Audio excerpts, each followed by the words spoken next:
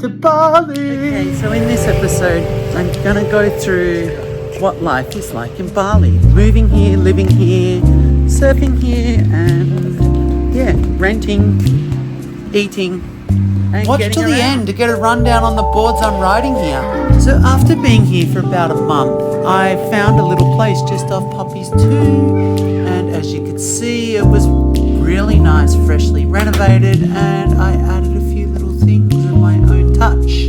Nice little wall hangings, a mirror, and it's really nice. Hi! For something like this, if not better, you're going to expect to pay 4 million Indonesian rupiah to 10 million Indonesian rupiah per month, and that's 400 Australian dollars to 1,000 Australian dollars per month. Okay, now you've seen my digs, let's go to the beach and go surfing.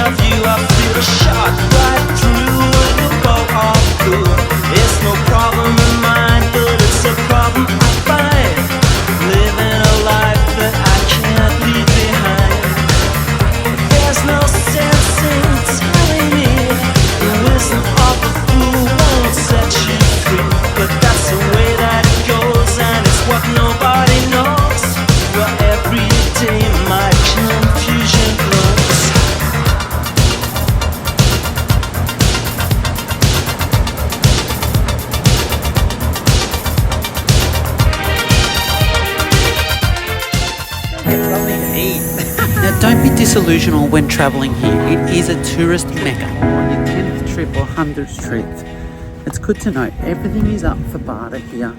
That's the system. They'll generally say a price and you've got to then come back with a less price. So your best mode of transport is hiring a scooter or using Grab app. The Grab app's pretty easy, or Gojek. I just decided to walk on this day just because I wanted a bit of exercise and nothing better than a nice walk.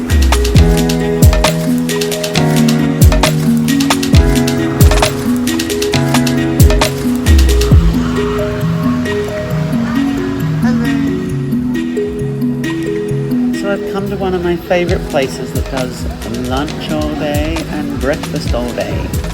So it's called the Sea House Inn. It's on Jalan Benasari, about halfway along, and it's really nice. About 50,000 for a breakfast, which is about $5 Australian.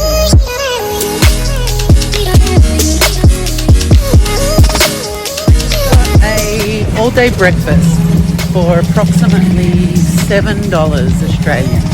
We kind of run 10,000 rupiah to $1 is sort of the going sort of exchange rate. And yeah, where can you buy a breakfast with a cappuccino? So on like that, renting a bike or getting transport. I like to rent my own bike, so I'm getting around, and you can sort of go and negotiate for the amount of time you're here and go from there. But there is a starting point, and that's where we go.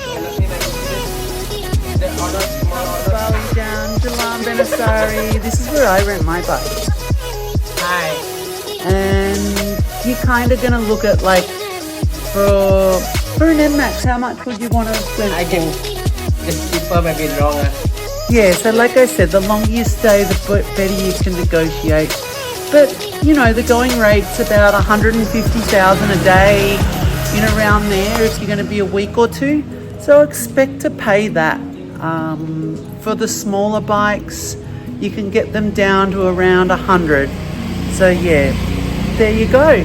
And come and see my good friend Mare. Yes, Mare. Welcome to Bali. I give good price for you. Good for you, good for me. And that's how I it do not works. get tattoo also. I have my brother artist tattoo. Like, the longer And you're yeah, here so in Bali, the that's better getting around. price you're going to get on your bike. And yeah, they're friendly people. The Balinese and Indonesians are lovely. It's all about bartering and being kind and just good price for you and good price for them. So let's go inside here into this shop. I pretty much decked my whole house out from this store here that we're about to look at, and everything here can be shipped to Australia. And one thing you do got to remember too, some shops are just a set price. Most of the warongs are a barter system. Restaurants is a set price, and hoteling is generally a set price. But there is some situations that if you are disrespectful, you could get yourself in a little bit of trouble not understanding the system you're dealing with.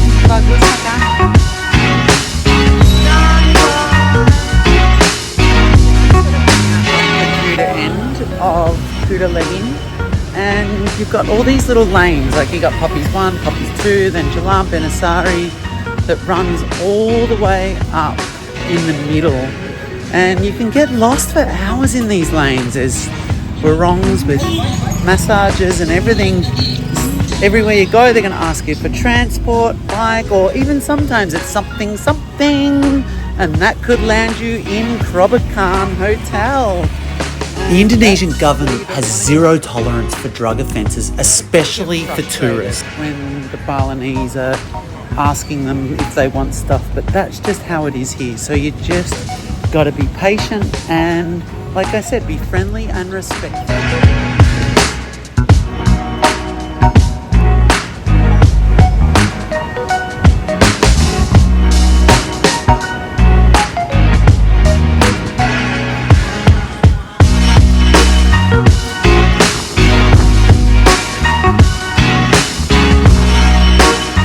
And visit to Bali to go surfing, remember you're surfing in an ocean that is very unforgiving. Kuta Beach can be the perfect beginner's wave one day like it was yesterday, and then today it's like Porto Escondido's and 6 to 8 feet and one of the heaviest and most dangerous beaches in the world. People drown here every year, but it's still safe on some days, so you just got to respect the ocean and, more importantly, respect the local surfers. Give way to them and let them get their waves. I'll be the last one left when the lights go out. I'm down to one last breath, but I can't stop now. We all fall down. These guys rule the beach. They're the beach boys of Bali halfway, and they are the legends. To die, baby. Fight the fear when I feel like dying. I'm trying to fly high, but I'm not a pilot, can't deny it. There's some days I feel idiotic, just a product. About halfway along the beachfront at Kuta Legin is what's now known as Kuta Beach Walk, and it's a high-end shopping mall. You're going to pay high-end prices, but the products are high-end. And like I said, Kuta is now a place for all people with all budgets. For any budget, really. You can get by spending about less than $1,000 a month, or you could be spending anything you want. The rich of the rich come here and spend tens of thousands a month, and then your everyday person comes here and can have amazing waves and tropical waters. But just remember, the ocean is the real deal here. It's powerful, the waves move fast, but there's waves for everybody. Like there's longboarding waves, there's high performance shortboarding waves, there's intermediate waves for your intermediate and beginner surfers. You've just got to be educated and smart about where you choose to go, and smart with your board choices. How about we have a look at a couple of boards I've got and see what you think. I've got my 9.8 Sasha Jane Pro model.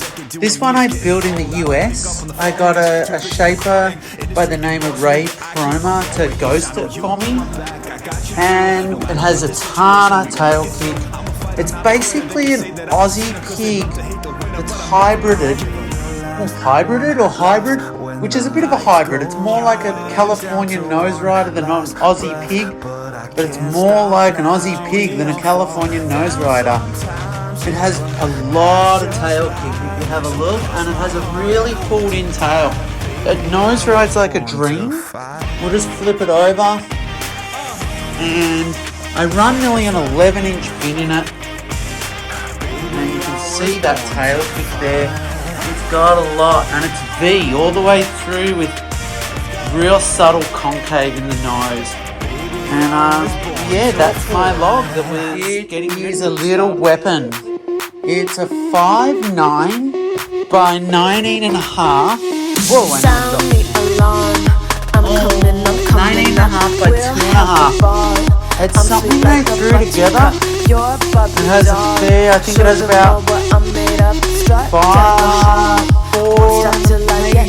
5 inches of nose lift and nearly 4 inches of tail rocket. Very, but then it's not that curvy. It goes so good. It's so wide flat.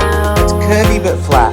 I like it. I think I can make nearly anything work, but this one really goes good. Let's see how this thing goes. Don't stop, turn it up. Don't stop, turn it up.